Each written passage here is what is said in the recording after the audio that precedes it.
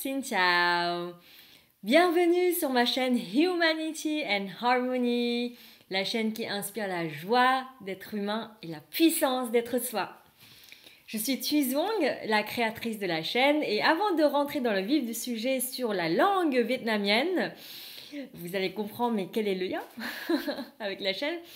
Eh bien, j'annonce pour les personnes qui sont comme moi passionnées par le développement personnel et la libération des blocages, restez avec moi jusqu'au bout, j'ai un cadeau à vous annoncer.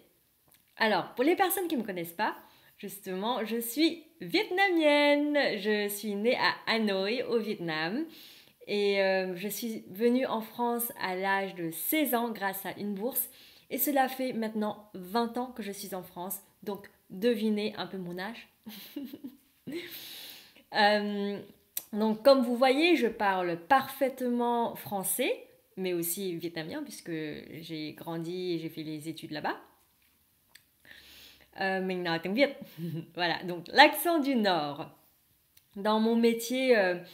en France maintenant, je suis coach, hypnothérapeute, énergéticienne, mais je sais aussi m'amuser avec les vidéos pour partager ma facilité et ma passion en fait des langues. Donc j'arrive à passer très facilement du vietnamien, comment dire, de l'intonation de l'accent vietnamien à l'accent français et vice versa. Je parle aussi vietnamien très bien et parler français avec accent vietnamien.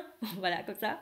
Donc, en tout cas, j'ai envie de, en m'amusant, de partager aussi avec vous quelque chose d'utile. Et c'est pour ça que je fais cette vidéo. En fait, en parlant avec les Français qui essayent de parler vietnamien, j'ai observé en fait une difficulté, c'est par rapport à l'accent. Bon, c'est pas quelque chose de nouveau.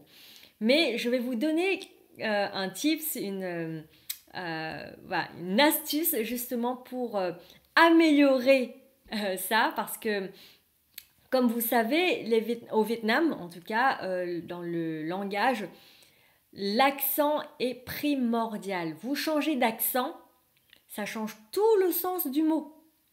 Et donc, pour les Français, parfois vous ne faites pas très attention et vous ne comprenez pas pourquoi est-ce que le vietnamien ne comprend pas, parce que pour vous, vous avez le bon accent. Eh bien non, parce que en France, à la fin d'une phrase, vous avez l'habitude de descendre l'accent. À la fin d'une question, vous avez l'habitude de monter l'accent.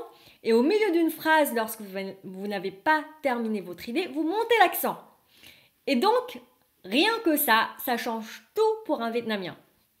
Au contraire, vous pouvez observer que le vietnamien, parfois, vous avez l'impression qu'il vous pose une question alors qu'en fait, il terminait juste sa phrase. Et ça, c'est dû justement à cette différence. Comme par exemple...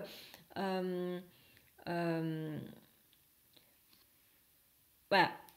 Si je suis vietnamienne et je parle avec l'accent vietnamien en français, par exemple, je fais une affirmation.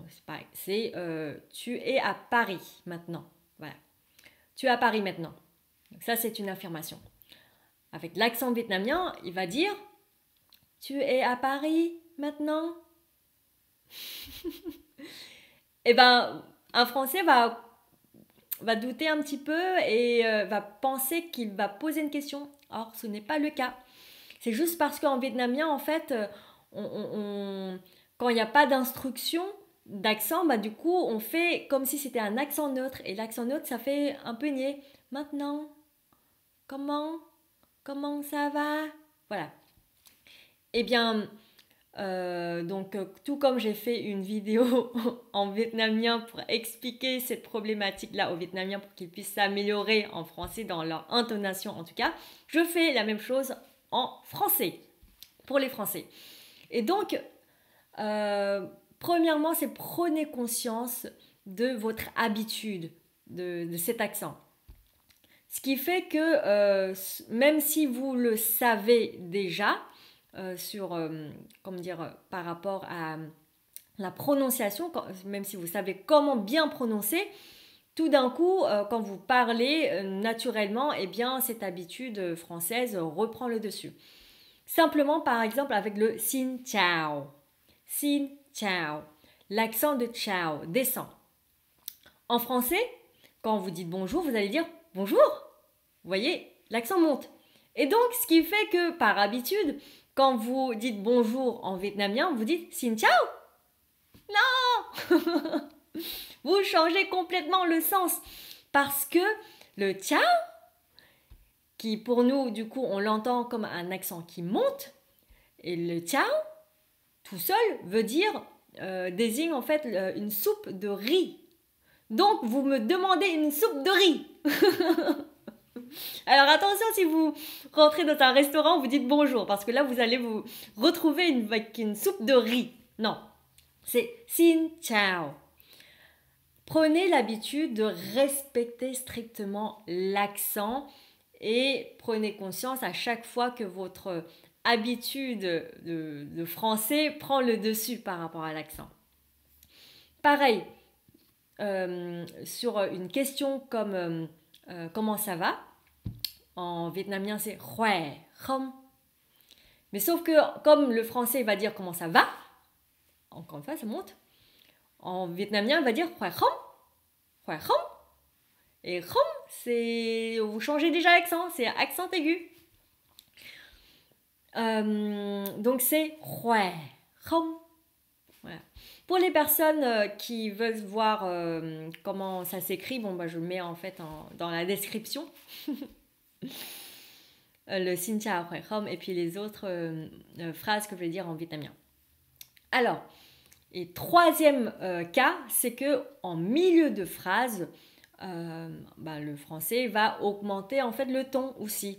Comme par exemple, vous allez dire au Vietnam, il fait beau. Voilà. Au Vietnam, vous montez l'accent Vietnam, mais sauf que la bonne prononciation, c'est pas Vietnam, c'est Vietnam. Donc, si je parle avec l'accent vietnamien, mais en français, ça va faire au Vietnam, il fait beau. Voilà, vous voyez. Donc, je vais vous donner aussi l'exemple dans le cas où on termine la phrase. Le français, quand il termine la phrase, il descend l'accent. Donc, pareil pour le vietnamien, il va le considérer comme un accent grave. Et donc, ça change aussi la signification. Un exemple en vietnamien pour dire par exemple au Vietnam, j'ai peur des fantômes. Voilà. Ne me demandez pas pourquoi je prends cet exemple. C'était juste pour avoir en fait une phrase qui termine par un ton neutre en vietnamien. Qui est en vietnamien, je vais dire au Vietnam, qui veut dire au Vietnam. Tôi, moi, sợ, avoir peur. Ma c'est fantôme. Donc tôi sợ ma, j'ai peur des fantômes.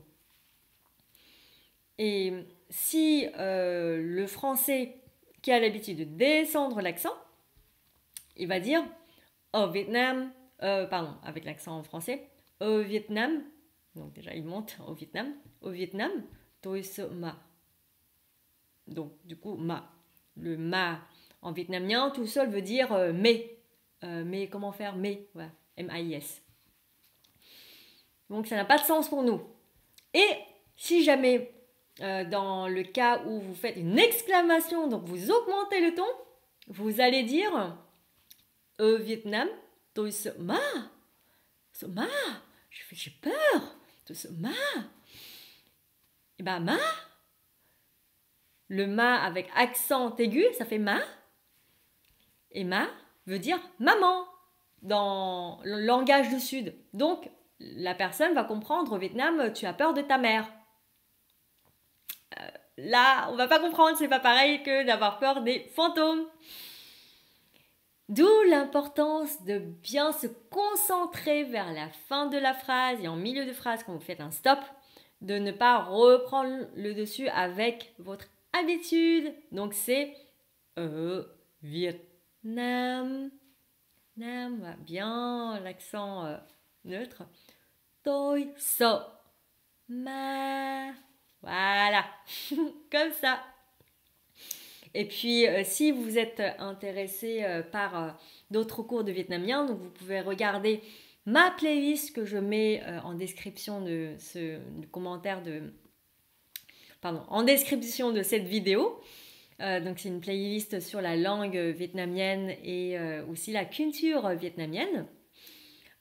Sinon, j'ai aussi tous les lundis l'entreprise Les Délices de Nam Viet, une entreprise éthique et solidaire qui vend des produits du Vietnam, qui qui montre des vidéos d'apprentissage du vietnamien. Donc ça sort tous les lundis sur leur page Facebook que je mets également en lien de cette vidéo.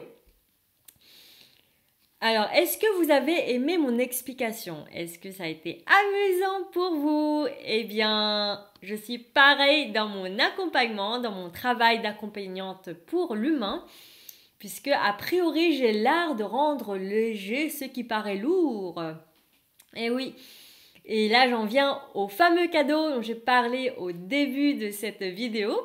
Si vous avez envie de vous développer, si vous avez envie de contribuer à ce monde, mais que vous avez des doutes, vous avez manque de confiance en vous, vous avez aussi des blocages, eh bien, vous pouvez me contacter.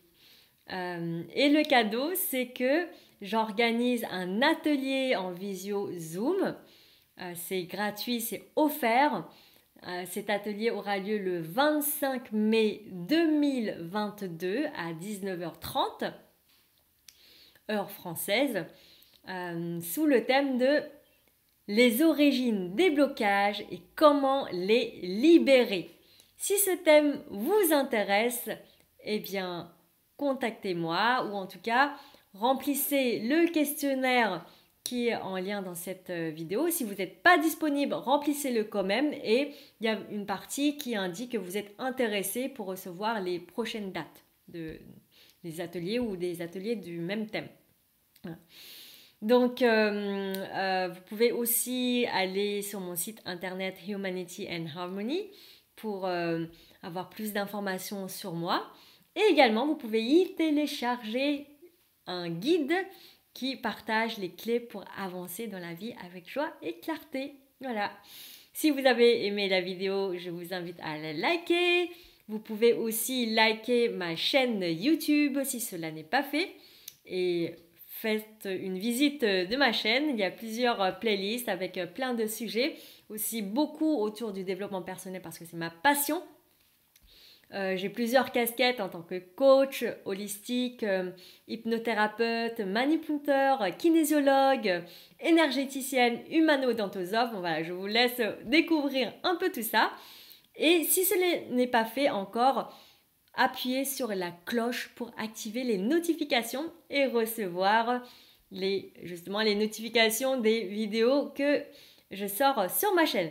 Merci beaucoup pour votre soutien, pour avoir suivi jusqu'au bout cette vidéo et je vous souhaite une belle journée et à très bientôt. Ciao, ciao!